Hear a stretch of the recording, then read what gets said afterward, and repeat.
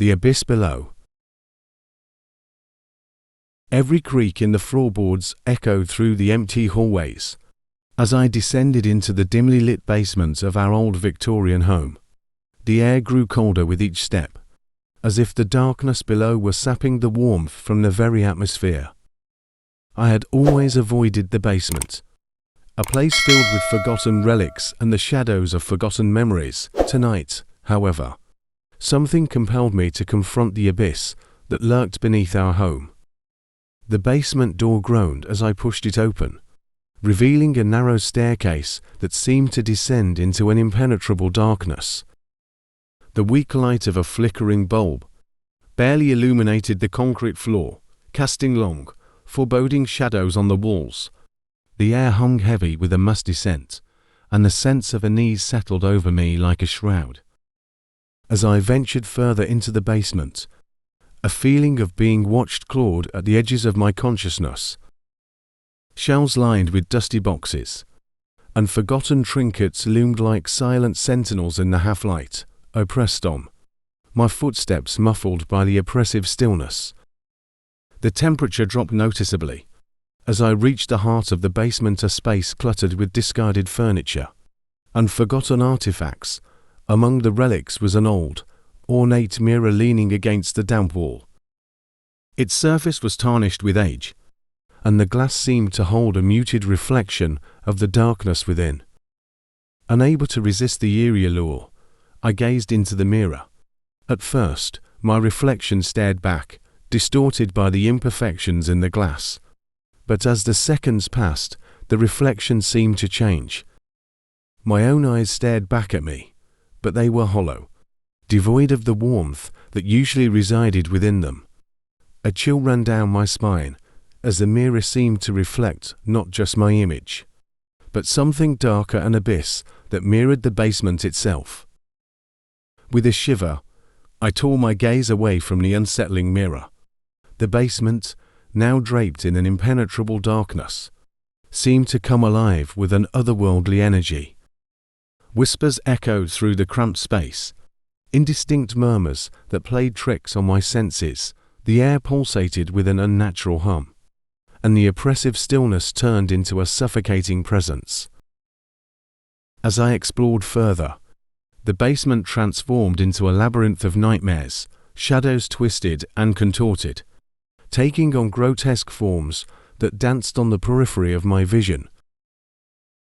The weak light flickered erratically, casting an uneven glow that seemed to play tricks on the mind. The basement, once a storage space for forgotten belongings, now became a realm where the boundaries between reality and the supernatural blurred. A sudden gust of icy wind swept through the basement, extinguishing the feeble light. Panic set in. I stood in total darkness, disoriented and vulnerable. The whispers grew louder, forming a cacophony of anguished voices that seemed to emanate from the very walls. In the blackness, I fumbled for the basement door, but it seemed to elude my grasp. A sensation of being watched intensified, and unseen hands seemed to brush against my skin. The basement had become a malevolent entity, a living, breathing force that sought to consume those who dared to venture into its depths. A feeble light flickered to life in the corner of the basement, casting a ghastly glow on the figure standing before me. A spectral entity, draped in tattered garments, materialized, an embodiment of the darkness that lingered below. Its hollow eyes bore into mine, and a voice, carried by the frigid wind, whispered a tale of anguish and despair, a narrative woven into the very fabric of the basement's haunted history. The entity beckoned me to follow, and I, entranced by an otherworldly force, complied. The basement seemed to stretch into infinity, its labyrinthine passages leading to hidden chambers filled with the echoes of forgotten sorrows. The spectral entity guided me toward a door, its surface adorned with cryptic symbols that seemed to writhe and pulse with an unseen energy. As the door creaked open, A blinding light spilled into the basement, a realm beyond the darkness. I found myself standing on the threshold of a surreal dreamscape, where the boundaries of reality dissolved into a swirling void. The spectral entity gestured toward the abyss, and a voice, both haunting and melodic, echoed through the emptiness. With a jolt, I awoke in the basement. The oppressive darkness had lifted, and the spectral entity was gone. The basement, now bathed in the feeble light of the flickering bulb, seemed ordinary once more, yet the echoes of the nightmare lingered, the whispers, the shadows, and the spectral entity that beckoned from the depths. Terrified, I stumbled back up the narrow staircase, fleeing from the nightmare that had unfolded below. The basement door groaned shut behind me, and the air in the hallway felt lighter, as if the malevolence that had gripped the depths had relinquished its hold. As I emerged into the safety of the well-lit living room, I couldn't shake the feeling that the abyss below still held a piece of me, a lingering connection to the nightmare that dwelled in the basement's haunted history. The basement, once a place of forgotten relics, had become a portal to a realm where nightmares and reality intertwined, a descent into the abyss that left an indelible mark on the fabric of my sanity. Beneath the shadows. The old Victorian house I inherited held secrets.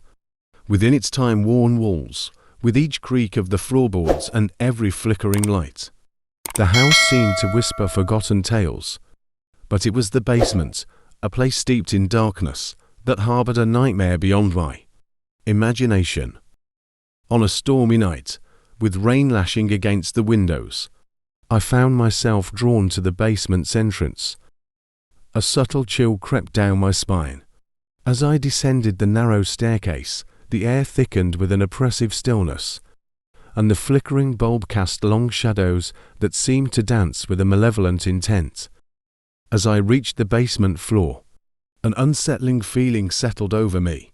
The room was a labyrinth of forgotten relics, covered in dusty sheets that concealed the remnants of a bygone era.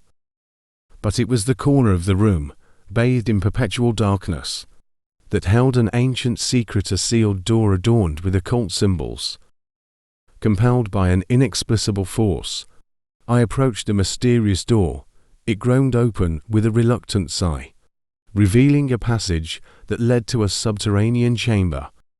The air became heavy with an otherworldly energy, and the flickering bulb cast distorted shadows that seemed to wreath along the damp walls. As I stepped into the abyss below, the door creaked shut behind me, sealing my fate in the darkness.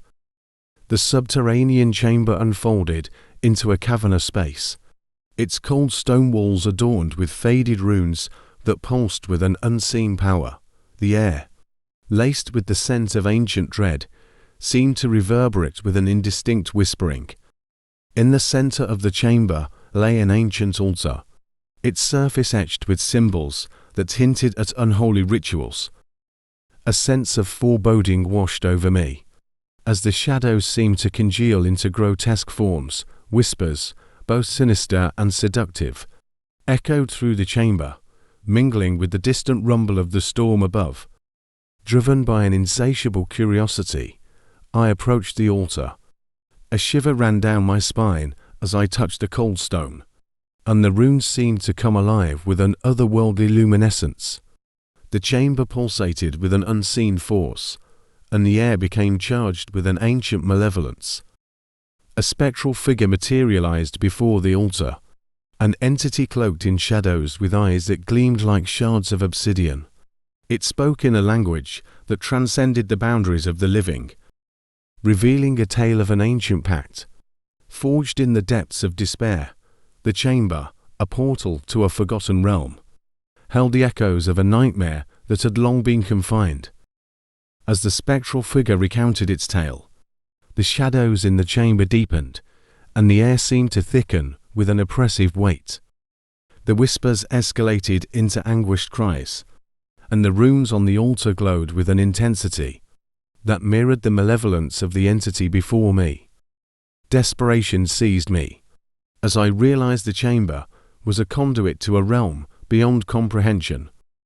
The spectral figure, once a distant presence, now reached out with insubstantial fingers.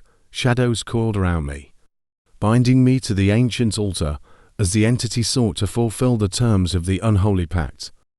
In a moment of terror, I uttered words of defiance, a plea for release from the spectral grasp that ensnared me. The runes on the altar flickered, and the chamber quivered as if acknowledging the desperate invocation. The spectral figure recoiled, its eyes narrowing with an otherworldly rage. As I stumbled backward, the basement door groaned open, allowing a sliver of moonlight to pierce the darkness. The spectral figure, now a formless shadow, retreated into the depths of the subterranean chamber. The runes on the altar faded, and the oppressive stillness lifted. As I ascended the narrow staircase, the basement door sealed itself behind me, shutting away the nightmare that lurked below. The storm outside raged on, but the Victorian house seemed to sigh in relief as I emerged from the subterranean depths. The house, now silent and still, held no trace of the malevolent energy that had gripped the basement, yet the memory of the nightmare lingered, an ancient pact, sealed in shadows, forever etched in the stone walls of the subterranean chamber. As I locked the basement door, I couldn't shake the feeling that the house held more secrets, more nightmares, beneath its time-worn facade. The basement, a portal to forgotten realms, whispered of horrors that slumbered in the shadows, patiently waiting for the moment to awaken once again.